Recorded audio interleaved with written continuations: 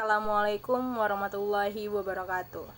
Alhamdulillahilladzi hadana li hadza wa ma kunna linahtadiya laula an hadanallah. Rabbi shrah li sadri wa yassir li amri wahlul 'uqdatam min lisani yafqahu qawli, amma ba'du. Pertama sekali, marilah kita panjatkan puji dan syukur atas kehadirat Allah Subhanahu wa Ta'ala, atas rahmat yang Allah berikan, atas nikmat yang Allah berikan, terutama nikmat Islam, nikmat kesehatan, nikmat kekuatan, dan kesempatan kita masih dalam keadaan sehat walafiat seperti saat ini. Tak lupa pula salawat beriringkan salam kita limpahkan kepada Nabi Muhammad Sallallahu Alaihi Wasallam. Yang terhormat Bu Irta Sulastri selaku dosen pembimbing mata kuliah retorika dan teman-teman audiens yang mendengarkan pidato singkat saya pada saat hari ini. Dalam Quran surat Al-Isra ayat 23, Allah berfirman, A'udzu billahi minasyaitonir rajim. Bismillahirrahmanirrahim. Wa qada rabbuka alla ta'budu illa iyyahu wa bil walidaini ihsana. Imma yablughanna indakal kibaru ahaduhuma aw kilahuma fala taqul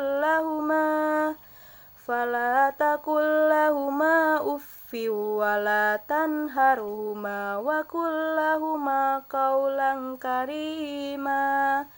Artinya, dan Tuhanmu telah memerintahkan supaya kamu jangan menyembah selain Dia, dan hendaklah kamu berbuat baik kepada ibu bapakmu dengan sebaik-baiknya. Baiklah teman-teman, dari ayat di atas saya ingin sedikit bercerita tentang kisah seorang lelaki pada zaman Nabi. Dia terkenal di langit namun tidak terkenal di bumi. Ceritanya gini, waktu itu Nabi lagi kumpul nih bareng sama sahabatnya. Terus Nabi bilang, kalau ada seorang laki-laki, dia datang kemari mencari Nabi, minta doa sama dia karena doanya makbul. Sahabat heran. Sebelumnya kita harus tahu, ada 3 definisi sahabat menurut ilmu hadis. Man laqiyan nabi wa amana bihi wa amana ta'al Islam. Artinya, man laqiyan nabi, orang yang berjumpa dengan Nabi, wa amana bihi, orang yang beriman dengan Nabi, dan wa mata'al Islam, orang yang mati dalam keadaan Islam. Tapi Abu Lahab hidup sezaman dengan Nabi, bertemu dengan Nabi, namun mati dalam keadaan kafir, maka dia tidak digolongkan kepada sahabat.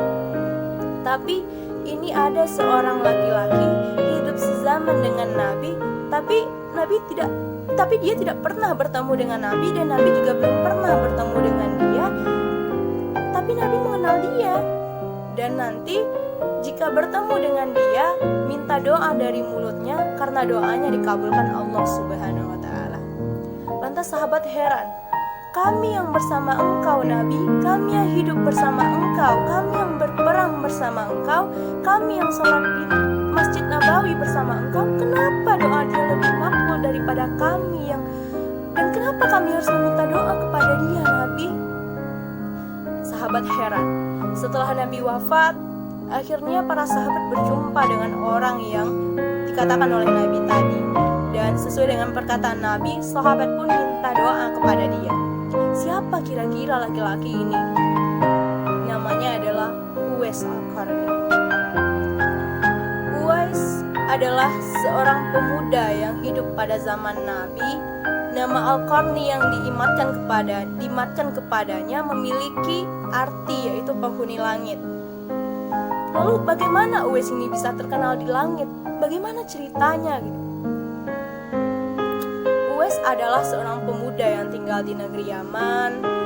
Uwais ini tinggal berdua sama ibunya gitu. Uwais memiliki penyakit sopak, yaitu penyakit yang di tubuhnya itu ada bercak-bercak putih atau belang-belang gitu. Uwais adalah pemuda yang soleh dan giat bekerja. Sehari-hari ia memelihara domba yang dombanya itu bukan punya dia gitu. dia cuma melihara dan nanti dapat upah untuk memenuhi kebutuhan hidupnya. Uwais adalah orang yang sangat menyayangi ibunya, walaupun ibunya lumpuh dan buta. Uwais, walaupun hidup miskin, Uwais tetap bersyukur dan selalu menyayangi ibunya.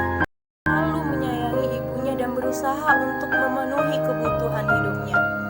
Suatu ketika, Uwais dan ibunya lagi duduk bareng. Lalu ibunya berkata, "Uwais anakku, kemarilah." Tapi enggak gini juga gaya bahasanya. Tapi kan kalau orang tua kan berarti kan udah agak lembut gitu kan. Lalu Uwais menjawab, "Iya ibu, ada apa?"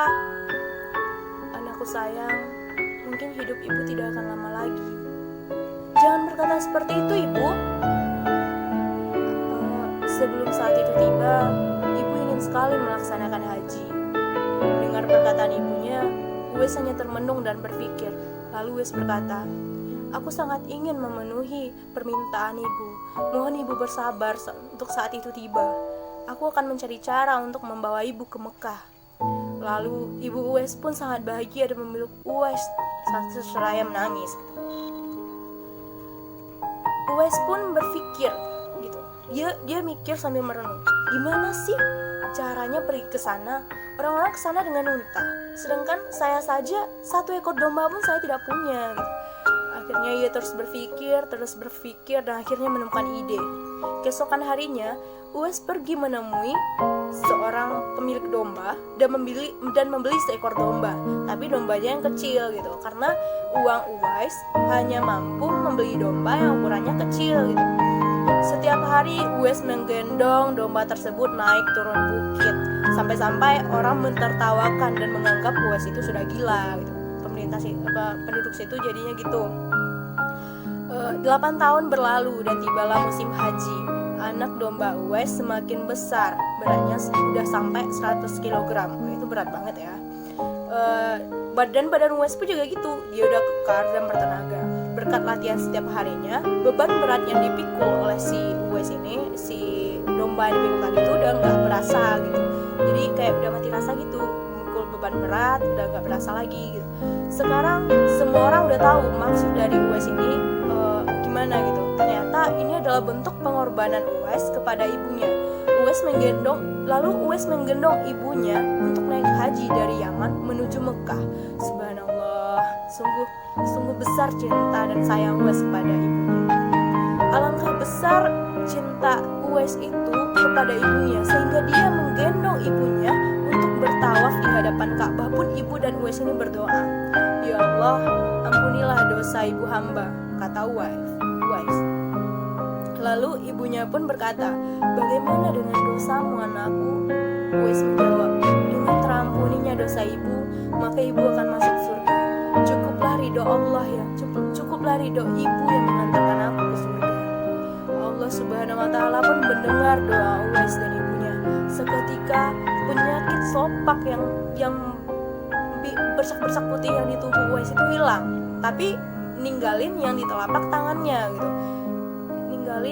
Setelah pulang dari Mekah membawa ibunya haji, Uwais pun meminta izin kepada ibunya untuk pergi ke Madinah untuk menemui Nabi Muhammad SAW. Setibanya di rumah Nabi, diketok nih, yang buka Aisyah gitu. Lantas Uwais bertanya, apakah Nabi ada di rumah gitu. Terus Aisyah menjawab, "Maaf sekali, Nabi sedang pergi berperang dan tidak tahu pasti kapan dia pulang gitu. Apakah 1 bulan atau 2 bulan?" Uwais pun dihadapkan oleh 2 pilihan, apakah tetap menunggu Nabi atau pulang menemui ibunya. Lalu ibunya terlintas di pikiran Uwais, sehingga Uwais memutuskan untuk pulang menemui ibunya dan menitipkan salam untuk Nabi Muhammad kepada Aisyah. Peperangan pun usai. Nabi Muhammad pulang ke rumah dan Aisyah pun berkata menceritakan kisah seorang pemuda yang datang ke rumahnya mencari Nabi.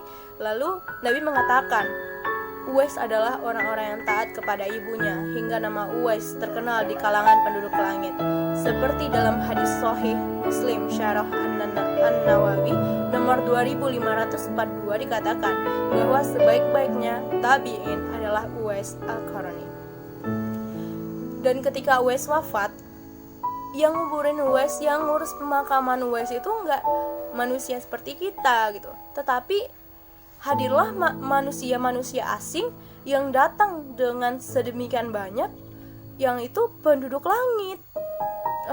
Dan dari sana kita bisa ngambil bahwa sangat besar cinta Allah kepada orang-orang yang menyayangi ibunya, orang tuanya, bapaknya gitu. Dari kisah di atas kita ada hikmah yang dapat diambil, yaitu salah satu orang yang masuk surga adalah orang yang berbakti kepada kedua orang tuanya. Tapi orang tua yang bagaimana? Orang tua yang beriman kepada Allah. Yang kedua, berbakti kepada orang tua itu adalah jihad gitu. Jadi teman-teman, kita cuma menghormati orang tua, menyayangi mereka, berbakti kepada mereka, itu adalah bentuk jihad. Dan sungguh besar pahala yang dapat kita petik dari sana gitu. Sampai-sampai kita bisa masuk surga karena itu gitu. Yang ketiga, dikabulkannya doa, bisa nambah rezeki dan diterimanya amal. Jadi teman-teman, hendaklah pidato singkat saya ini dapat memotivasi teman-teman, terutama diri saya sendiri, untuk selalu menyayangi kedua orang tua. Sekian dari saya. Wabillahi taufiq wal hidayah. Wassalamualaikum